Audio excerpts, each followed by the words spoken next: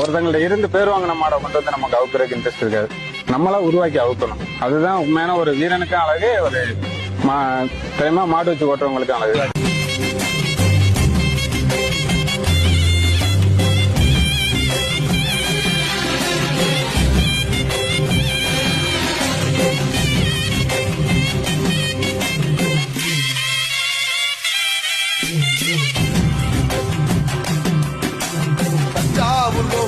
தலப்பாக கட்டிக்கொண்டு நடந்து வாரத போல் நம்ம ஐயா வராது.